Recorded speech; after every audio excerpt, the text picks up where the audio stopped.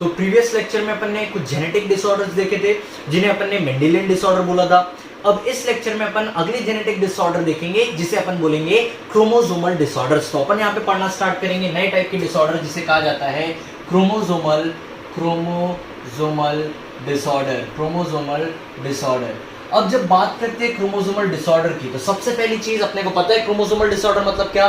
तो chromosomal disorder ऐसे disorder है जहां पे म्यूटेशन की जो प्रोसेस होंगी ये कहां पे देखी जाएंगी, क्रोमोसोम्स में देखी जाएगी। या तो क्रोमोसोम के नंबर कम होंगे, या तो क्रोमोसोम के नंबर ज्यादा होंगे, या फिर एबनॉर्मल अरेंजमेंट हो सकता है क्रोमोसोम का।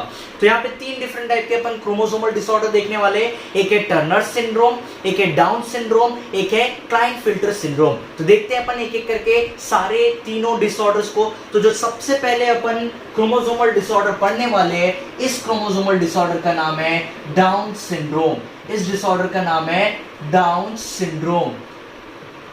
अब अगर बात की जाए डाउन सिंड्रोम की तो सबसे पहले ये जो सिंड्रोम है डाउन सिंड्रोम, इसको एक साइंटिस्ट ने रिपोर्ट किया था और इस साइंटिस्ट का नाम था लैंगडॉन डाउन। और इसने इस डिसीज को या डिसऑर्डर को सबसे पहले रिपोर्ट किया था 1966 में। तो फर्स्ट पॉइंट लिख सकते हैं अपन इसमें। क्या फर्स्ट पॉइंट लिखेंगे कि Langdon Down reported Down syndrome in 1966। सबसे पहली बार इस डिसऑर्डर को जिस साइंटिस्ट ने डिस्कवर किया था, ये रिपोर्ट किया था, उसको कहा, उस साइंटिस्ट का नाम था लैंगडॉन डाउन। और क्योंकि उसका नाम था लैंगडॉन डाउन इसलिए इस सिंड्रोम को डाउन सिंड्रोम भी बोला जाता है। और सबसे पहले इसको रिपोर्ट किया था 1966 में। अब होता क्या है पर्टिकुलरली डाउन सिंड्रोम वाली डिसीज में, तो इस डिसीज में ट्राइसोमी ऑफ 21 नंबर क्रोमोसोम देखा जाता है। चलो तो अपन लिखेंगे इसमें कि trisomy of 21 number chromosome is seen. इस डिसीज में क्या होता है, तो वो जो 21 नंबर का क्रोमोसोम होता है उसमें ट्राइसोमी देखी जाती है। तो ट्राइसोमी का मतलब क्या होता है, देखो तो जैसे मान लो ये 21 नंबर का क्रोमोसोम है, ये वाला जो मैंने बनाया ये पेयर है 21 नंबर का क्रोमोसोम, ये है 21 नंबर का क्रोमोसोम। ट्राइसोमी का मतलब होता है जब दो क्रोमोसोम के बदले एक और क्रोमोसोम यहाँ पे एडिशनली ऐड हो। मतलब यहाँ पे अगर एक और कॉपी प्रेजेंट है 21 नंबर क्रोमोसोम की, प्लस अपन लेंगे one more 21 नंबर क्रोमोसोम। तो इस कंडीशन में टोटल अगर अपन क्रोमोसोम्स को काउंट करें तो टोटल कितने क्रोमोसोम हो जाएंगे, ये दो पहले से रहेंगे और एक और यहाँ पे ऐड हो जाएगा, इसीलिए इसको बोला जाता है ट्राइसोमी ऑफ 21 नंबर क्रोमोसोम। इसमें क्या लिख सकते हैं अपन, लिख सकते हैं that is an additional copy of 21 number chromosome is present.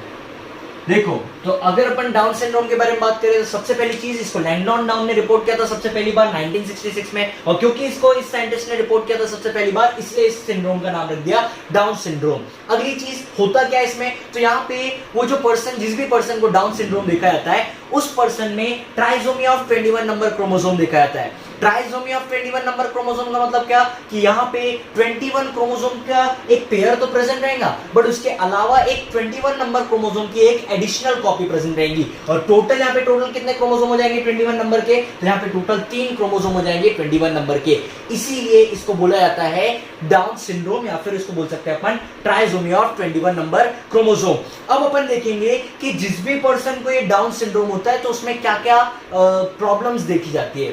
तो यहां पे अपन लिखेंगे कि वो अफेक्टेड इंडिविजुअल में क्या क्या देखा जाता है। अफेक्टेड इंडिविजुअल, तो जिस भी पर्सन को ये प्रॉब्लम होती है सबसे पहली चीज उसके पास स्मॉल राउंड हेड पाया जाता है। स्मॉल राउंड हेड, उनका जो स्मॉल राउंड हेड होता है उस पर्सन का, जिस भी पर्सन को ये डिसीज होता है, स्मॉल राउंड हेड। अगली चीज अपन लिख सकते हैं कि उसका जो टंग होती है वो फ्यूरोड टंग होती है। नेक्स्ट चीज अपन लिखेंगे फ्यूरोड टंग। फिर इसके बाद जो पाम होते हैं उसके, वो पाम ब्रॉड होते हैं, तो अपन लिख सकते हैं पाम इज ब्रॉड। और फिर इसके बाद सबसे इंपॉर्टेंटली पता है, जिस भी पर्सन को डाउन सिंड्रोम देखा जाता है उसका मेंटल और फिजिकल डेवलपमेंट रिटार्डेड होता है। तो अपन लिख सकते हैं मेंटल एंड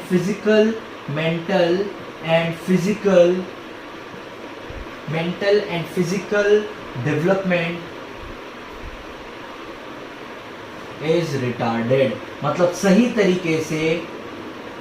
तरीके से उस पर्सन का मेंटल और फिजिकल डेवलपमेंट नहीं हो पाता है। तो ये कुछ सिम्टम्स है या साइंस है जो उस पर्सन में देखे जाएंगे जिसको डाउन सिंड्रोम होता है। क्या देखा जाएगा? उसका स्मॉल राउंड हेड होगा, फ्यूरोट टंग होंगी, ब्रॉड पाम होगा उसका, और इवन उस पर्सन में जो मेंटल और फिजिकल डेवलपमेंट होगी वो कैसी होंगी? रिटार्डेड होंगी। मतलब वो सही तरीके से फिजिकली भी डेवलपमेंट नहीं हो पाएगा उसकी बॉडी का, और मेंटली भी वो सही तरीके से अपने बॉडी का डेवलपमेंट नहीं कर सकता है। तो यहाँ पे अपन एक और सिम्टम ऐड करेंगे या फिर एक और साइन ऐड करेंगे कि जिस भी पर्सन को डाउन सिंड्रोम होता है उसका पार्शियली ओपन माउथ होता है। तो यहाँ पे अपन एक और पॉइंट ऐड करेंगे कि दे हैव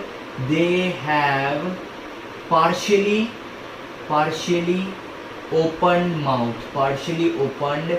mouth। वो जो पर्सन होता है जिसको डाउन सिंड्रोम होता है उनका पार्शियली ओपन माउथ होता है, मतलब थोड़ा सा खुला हुआ मुंह होता है। तो अब अपन सेकंड क्रोमोसोमल डिसऑर्डर देखते हैं, और इस क्रोमोसोमल डिसऑर्डर का नाम है क्लाइनफिल्टर सिंड्रोम। तो चलो अपन सेकंड क्रोमोसोमल डिसऑर्डर देखना स्टार्ट करते हैं, और इसका नाम है क्लाइनफिल्टर सिंड्रोम। क्लाइनफिल्टर सिंड्रोम। तो अब अपन अगला डिसऑर्डर पढ़ रहे हैं जिसका नाम है क्लाइनफिल्टर सिंड्रोम। होता क्या है इस डिसऑर्डर में? तो जिस भी पर्सन को क्लाइनफिल्टर सिंड्रोम होता है उस पर्सन में एक एडिशनल कॉपी प्रेजेंट रहती है एक्स क्रोमोसोम की। तो अपन इसमें लिख सकते हैं कि additional copy of x chromosome is present in the individual. तो जिस भी पर्सन को क्लाइनफिल्टर सिंड्रोम होगा उस पर्सन के पास एक एडिशनल एक्स क्रोमोसोम की कॉपी प्रेजेंट रहेगी। चलो, तो अब अगर मैं बात करूं एक नॉर्मल फीमेल की, तो नॉर्मल फीमेल का जो कैरियोटाइप होगा, ये नॉर्मल फीमेल होगी। नॉर्मल फीमेल का जो कैरियोटाइप होगा ये कैसा होगा? XX होगा। अगर मैं बात करूं नॉर्मल मेल की, नॉर्मल मेल का जो कैरियोटाइप होगा नॉर्मल मेल का कैरियोटाइप क्या होगा? XY होगा। बट जिस पर्सन को क्लाइनफिल्टर सिंड्रोम होगा उसका कैरियोटाइप अपन देखते हैं, तो यहाँ पे अपन देखेंगे क्लाइनफिल्टर सिंड्रोम। तो अपन उस इंडिविजुअल के बारे में देख रहे हैं जिसको क्लाइनफिल्टर सिंड्रोम हुआ है। तो इसका जो कैरियोटाइप होगा ये होगा XXY। देखो यहां पे अपन ने क्या लिखा है, डेफिनेशन में लिखा है कि an additional copy of x chromosome is present in the individual. तो यहां पे देखो इस कंडीशन में क्या है, तो एक एक्स क्रोमोसोम, ये वाला एक्स क्रोमोसोम, एक एडिशनल एक्स क्रोमोसोम प्रेजेंट है इस इंडिविजुअल में। और क्योंकि एक एडिशनल कॉपी एक्स प्रेजेंट है तो यहां पे इस टाइप के सिंड्रोम को बोला जाता है क्लाइनफिल्टर सिंड्रोम। अब अगर इस इंडिविजुअल के बारे में अपन बात करें तो इस इंडिविजुअल में वाई क्रोमोसोम है, मतलब ये कैसा ऑर्गेनिज्म होगा? ये एक मेल ऑर्गेनिज्म होगा, बट इसके पास 2 एक्स क्रोमोसोम भी है। तो 2 एक्स क्रोमोसोम होने के कारण ये क्या करेगा? फेमिनाइन डेवलपमेंट भी शो करेगा। फेमिनाइन डेवलपमेंट मतलब इस पर्सन में या इस इंडिविजुअल में ब्रेस्ट का डेवलपमेंट भी होगा, और ब्रेस्ट के डेवलपमेंट को यहाँ पे बोला जाता है गायनेकोमैशिया। तो अपन यहाँ पे लिखेंगे अगला पॉइंट, अपन क्या लिखेंगे? देखो नेक्स्ट पॉइंट अपन इसमें लिखेंगे due to the presence of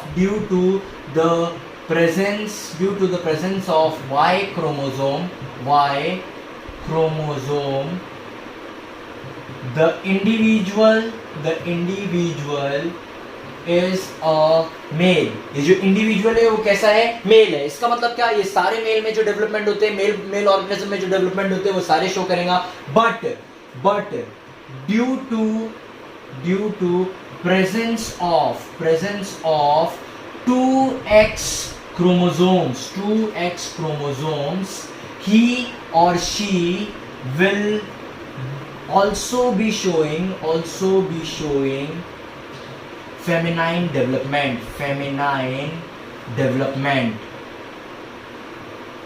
That is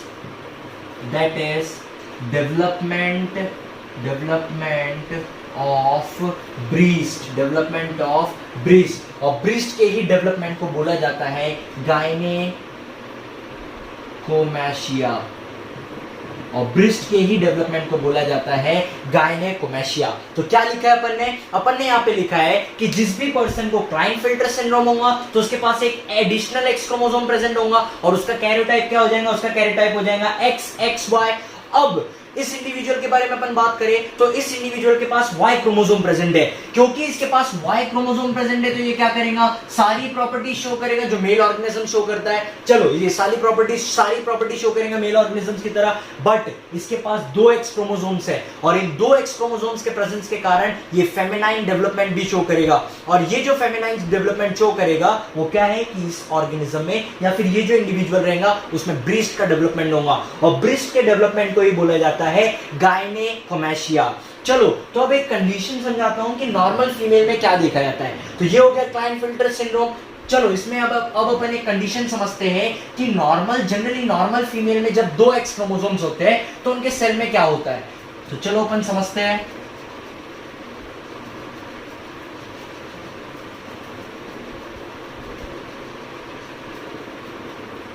तो नॉर्मल फीमेल की अगर मैं बात करूं, सबसे पहले अपन लिख रहे हैं यहाँ पे नॉर्मल फीमेल। तो नॉर्मल फीमेल का जो कैरियोटाइप होता है ये XX होता है। तो इनके अगर मैं सेल की बात करूं तो जैसे मान लो ये सेल है और ये क्या है, ये मान लो न्यूक्लियर मेम्ब्रेन है, ये न्यूक्लियर मेम्ब्रेन है। तो ये मैंने लिख दिया, ये सेल है, ये हो गया अपना सेल मेम्ब्रेन या फिर प्लाज्मा मेम्ब्रेन बोल सकते हैं, और ये है न्यूक्लियर मेम्ब्रेन। और न्यूक्लियर मेम्ब्रेन के अंदर 2 X क्रोमोसोम रहेंगे। तो ये हो गया नॉर्मल फीमेल के कंडीशन में। तो नॉर्मल फीमेल में क्या होता है, जनरली ये जो 2 X क्रोमोसोम रहते हैं, इन दोनों X क्रोमोसोम में सिर्फ एक X क्रोमोसोम जो होता है ये होता है functional chromosome, functional X chromosome. इन दोनों X क्रोमोसोम में एक X क्रोमोसोम जो होता है, एक X क्रोमोसोम कैसा होता है, फंक्शनल X क्रोमोसोम होता है। और जो दूसरा X क्रोमोसोम होता है ये नॉन फंक्शनल होता है। नॉन फंक्शनल होने के कारण क्या होता है, तो इसका अपन डायग्राम दूसरा इधर बनाते हैं। नॉन फंक्शनल होने के कारण ये एक डार्क स्टेन बन जाता है इस न्यूक्लियर मेम्ब्रेन के इनर साइड में, और ये जो डार्क स्टेन बनता है इसी डार्क स्टेन को बार बॉडी बोला जाता है। तो चलो अपन देखते हैं बार बॉडी। तो क्या होता है, ये हो गया नॉर्मल सेल, ये हो गया उसका न्यूक्लियर मेम्ब्रेन, और ये हो गया मैंने सिर्फ एक X क्रोमोसोम बनाया। इस X क्रोमोसोम को अपन बोलेंगे functional chromosome, functional X chromosome. तो नॉर्मली मैंने क्या बताया, मैंने ये बताया कि फीमेल्स की इसमें क्या होता है, इनके पास 2 X क्रोमोसोम होते हैं। इन 2 X क्रोमोसोम में से एक X क्रोमोसोम कैसा होता है, फंक्शनल X क्रोमोसोम होता है, और जो दूसरा X क्रोमोसोम होता है ये कैसा होता है, नॉन फंक्शनल X क्रोमोसोम होता है। तो ये जो नॉन फंक्शनल X क्रोमोसोम होता है ये एक डार्क स्टेन बन जाता है न्यूक्लियर मेम्ब्रेन के इनर साइड में, और जब ये न्यूक्लियर मेम्ब्रेन के इनर साइड में जाके अटैच हो जाता है तो ये डार्क स्ट्रक्चर बन जाता है, डार्क स्टेन बन जाता है, और इसी डार्क स्ट्रक्चर को बोला जाता है बार बॉडी। तो ये होता है नॉर्मल फीमेल के कंडीशन में, इसको बोला जाएगा बार बॉडी। तो ये होता है नॉर्मल फीमेल के कंडीशन में। चलो अब अपन देखेंगे क्लाइनफिल्टर वाले सिंड्रोम। अगर किसी भी पर्सन को क्लाइनफिल्टर सिंड्रोम हुआ है तो उस कंडीशन में क्या होता है। तो ये अपन ने देखा है नॉर्मल फीमेल वाले कंडीशन में। अब अपन देखेंगे उस इंडिविजुअल में जिसको क्लाइनफिल्टर सिंड्रोम होगा।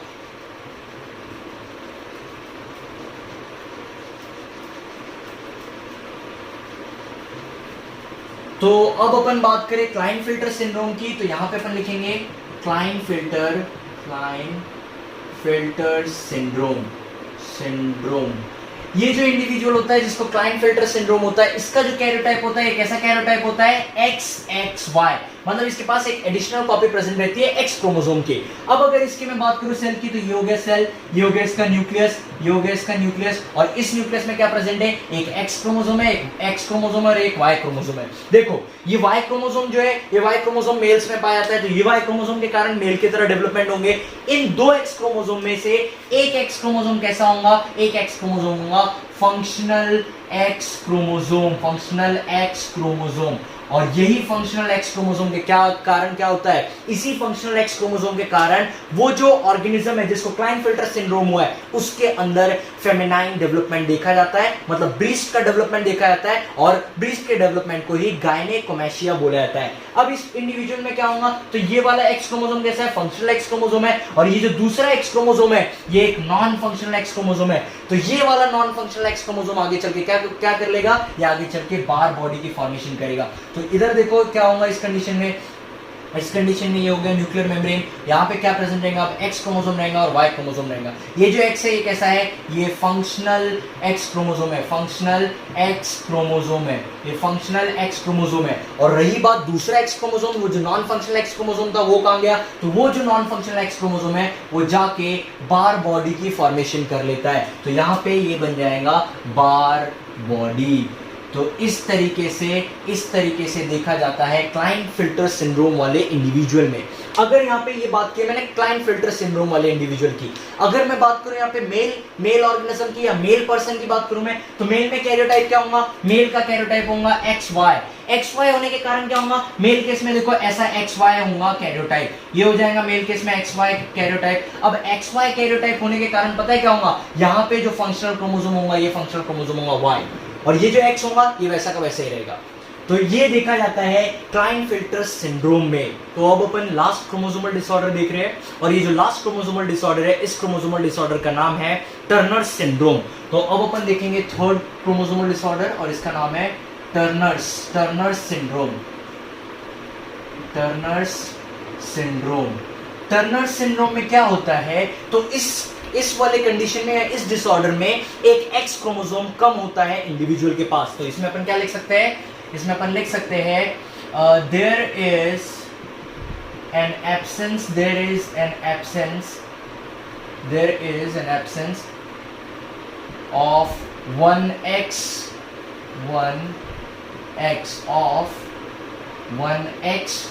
Chromosome in the individual.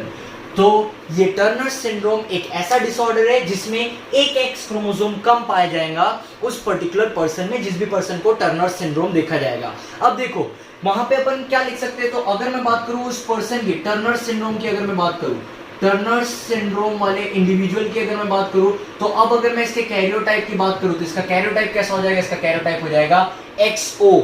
इसका मतलब क्या, इसके पास एक एक्स क्रोमोसोम कम है। और अगर मैं बात करूं यहाँ टोटल नंबर ऑफ क्रोमोसोम की, तो टोटल नंबर ऑफ क्रोमोसोम जो होगा वो इस इंडिविजुअल में पाया जाएगा 45 क्रोमोसोम।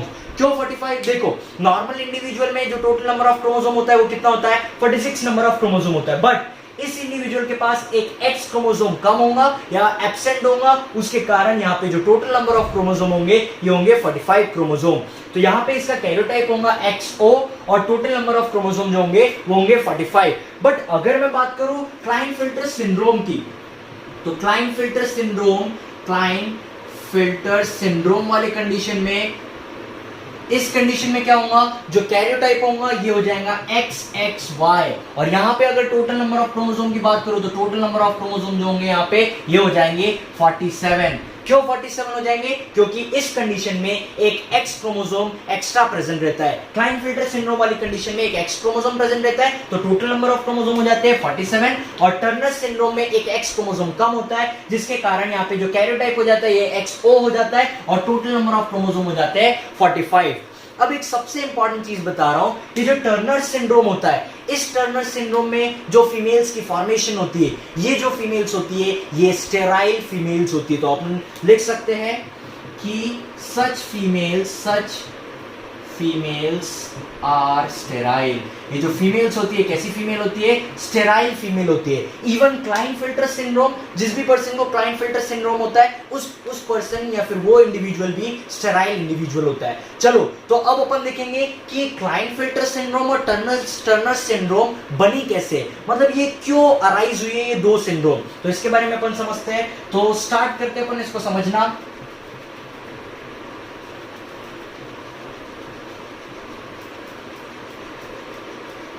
तो नॉर्मली मान लो जब एक सेल की फॉर्मेशन होती है, तो जैसे मान लो ये एक सेल है जो मदर सेल है, इसके पास ये डिप्लॉइड सेल है, ये आगे चल के क्या करने वाले है, दो एक सेल की फॉर्मेशन करने वाले हैं। बट अगर मान लो ये जो सेल है, ये जो डिप्लॉइड सेल है, जो आगे चल के क्या करने वाले, दो एक सेल बनाने वाले, यहाँ पे भी एक एक सेल बनेगा और ये भी एक एक सेल बनेगा। होना क्या चाहिए था कि सही तरीके से सेल डिवीजन होना चाहिए था, जिसके कारण एक एक्स क्रोमोसोम यहाँ आना चाहिए था और एक एक्स क्रोमोसोम यहाँ आना चाहिए था। बट यहाँ पे क्या होता है, यहाँ पे देखा जाता है non disjunction of chromosome. Non disjunction of chromosome. यहां पे देखा जाता है नॉन डिसजंक्शन ऑफ क्रोमोसोम, मतलब वो जो दोनों क्रोमोसोम को सेपरेट होकर अलग अलग पोल्स पे जाना था, वो दोनों क्रोमोसोम सेपरेट नहीं हो पाए सही तरीके से। और क्या हुआ, तो दोनों के दोनों क्रोमोसोम एक ही तरफ आ गए। अब मान लो ये दोनों क्रोमोसोम इस एग सेल में आ गए और इस एग सेल में कुछ भी क्रोमोसोम नहीं आया, तो क्या होगा यहाँ पे, ये वाला एक एग सेल ऐसा एग सेल बन जाएगा जिसमें 2 एक्स क्रोमोसोम है, और ये वाला एग सेल कैसा एग सेल बन जाएगा जिसमें एक भी क्रोमोसोम नहीं है, एक्स क्रोमोसोम नहीं है। अब आगे देखते हैं आगे कंडीशन क्या है। अगर ये एग सेल मान लो स्पर्म से फ्यूज होता है, तो ये लिख लिया मैंने स्पर्म, और ये इधर भी अपन बना लेते हैं स्पर्म। दोनों कंडीशन को समझते हैं अपन। जैसे मान लो अगर ये वाला एग सेल और स्पर्म आपस में फ्यूजन करते हैं, तो यहाँ पे ये जो ऑफस्प्रिंग बनेगा, अगर मैं इस ऑफस्प्रिंग के कैरियोटाइप की बात करूं, तो इस ऑफस्प्रिंग का, जैसे मान लो ये ऑफस्प्रिंग का कैरियोटाइप की बात करते हैं, स्पर्म के पास जो होगा ये क्या होगा, मान लो स्पर्म के पास वाई क्रोमोसोम है, और यहाँ पे भी जो स्पर्म है, इस स्पर्म के पास एक्स क्रोमोसोम है। यहाँ पे जो स्पर्म है इसके पास वाई क्रोमोसोम है, यहाँ पे जो स्पर्म है इसके पास एक्स क्रोमोसोम है। अगर ये वाला स्पर्म इस एग के साथ फ्यूज होता है, तो ये जो ऑफस्प्रिंग बनेगा, ये ऑफस्प्रिंग का जो कैरियोटाइप आएगा, ये क्या कैरियोटाइप आएगा, इसका जो कैरियोटाइप आएगा ये आएगा XXY। और XXY अगर कैरियोटाइप आता है, इसका मतलब क्या, मैं बोल दूंगा कि यहाँ पे ये जो ऑफस्प्रिंग बना हुआ है, इसको कौन सा डिसऑर्डर है, इसको है क्लाइनफिल्टर सिंड्रोम। इसको क्लाइनफिल्टर सिंड्रोम वाला प्रॉब्लम है। तो ये हो गया अपना पहला कंडीशन। देखो तो यहाँ पे क्या हुआ था, ये जो सेल थी जो आगे चल के 2 एक्स सेल्स बनाने वाली थी, इसमें नॉन डिसजंक्शन हुआ है क्रोमोसोम का, मतलब क्रोमोसोम सही तरीके से सेपरेट नहीं हो पाए। और जब क्रोमोसोम सही तरीके से सेपरेट नहीं हो पाए, तो क्या हुआ, दोनों क्रोमोसोम एक एक्स सेल में आ गए, और याले एक्स सेल में कोई भी क्रोमोसोम नहीं आया, कोई भी एक्स क्रोमोसोम नहीं आया। अब क्या हुआ, ये वाला एक्स सेल अगर स्पर्म के साथ फ्यूज करता है और स्पर्म में अगर वाई क्रोमोसोम होता है, तो यहाँ पे जो ऑफस्प्रिंग बनेगा उसका कैरियोटाइप कैसा होगा, उसका कैरियोटाइप होगा XXY। और जो डिसीज उसको होंगी, इस डिसीज को अपन बोलेंगे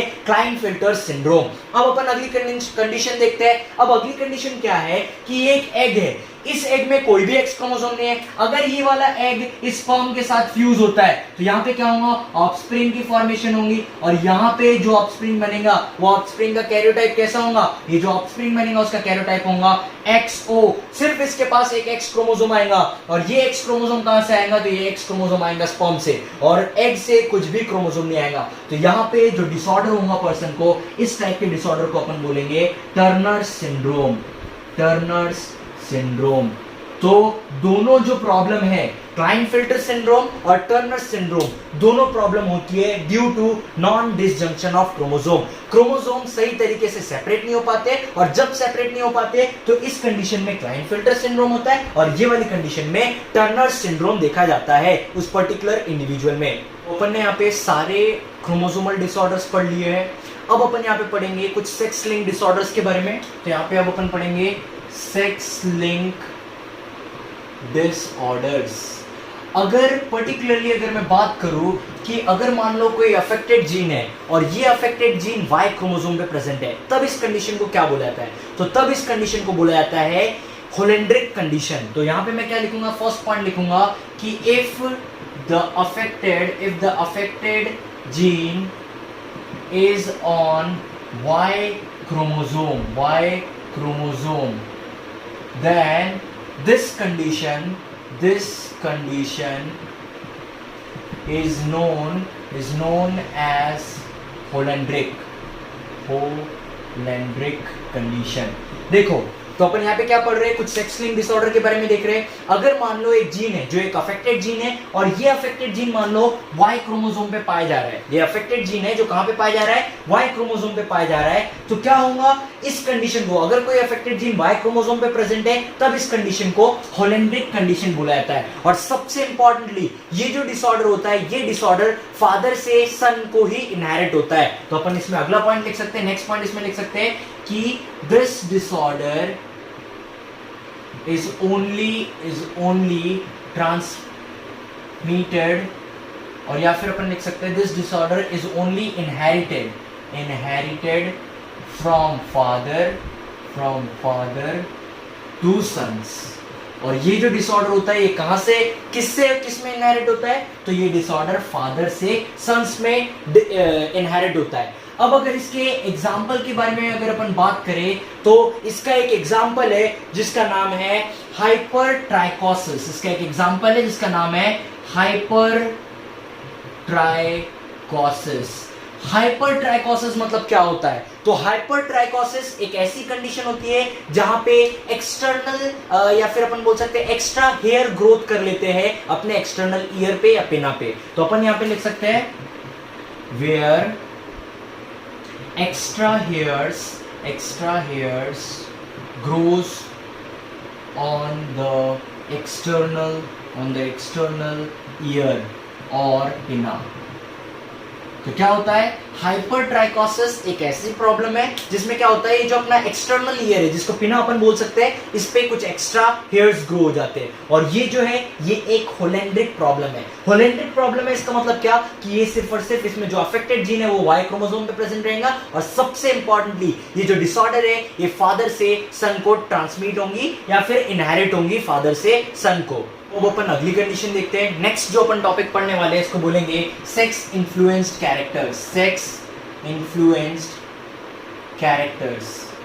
अब इसके बारे में अपन समझते हैं, इसके लिए अपने को एक कंडीशन समझनी पड़ेगी। चलो कंडीशन समझते हैं। जैसे मान लो अफेक्टेड जीन जो है कहां प्रेजेंट है? ऑटोसोम में प्रेजेंट है। तो फर्स्ट पॉइंट अपन लिखेंगे, क्या लिखेंगे? Affected gene is present on autosome। Affected gene कहां प्रेजेंट है? ऑटोसोम पे प्रेजेंट है। बट अगर इसका जो एक्सप्रेशन है उसको अगर सेक्स हार्मोन कंट्रोल कर रहे हैं तब इस कंडीशन को बोला जाता है सेक्स इन्फ्लुएंस कैरेक्टर। तो अपन क्या लिख सकते हैं? But the expression is controlled by sex hormones. देखो तो क्या कंडीशन पढ़ रहे अपन? कंडीशन क्या है कि यहाँ पे जो अफेक्टेड जीन है वो कहां पाए जाएंगे? ऑटोसोम्स में पाए जाएंगे। बट इनका जो एक्सप्रेशन होगा इसको कंट्रोल कौन करेगा? इसको सेक्स हार्मोन कंट्रोल करेगा। चलो इसके एग्जांपल के बारे में समझते हैं। तो इसका एग्जांपल है, सबसे बेस्ट एग्जांपल है बाल्डनेस इसका एग्जांपल है। बाल्डनेस का जो जीन होता है ये जीन डोमिनेंट फॉर्म में प्रेजेंट रहता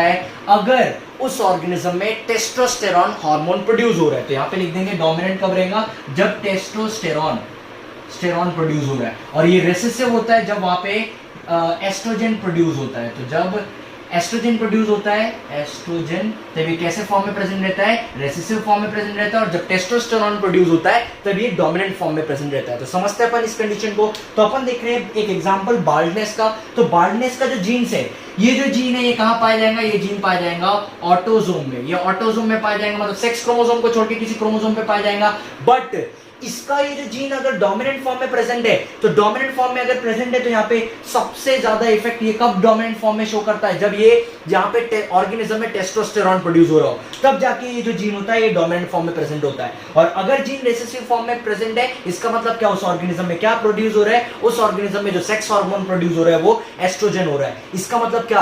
बाल्डनेस की प्रॉब्लम डोमिनेंट वाली कंडीशन किस में पाई जाएंगी? मेल्स में पाई जाएगी। और रेसेसिव कंडीशन में किस में पाई जाएगी? फीमेल्स में पाई जाएगी। इसीलिए मेल्स में जब टेस्टोस्टेरॉन प्रोड्यूस होना चालू होता है और जब टेस्टोस्टेरॉन ज्यादा मात्रा में प्रोड्यूस होता है तब मेल्स में बाल्डनेस की प्रॉब्लम देखी जाती है।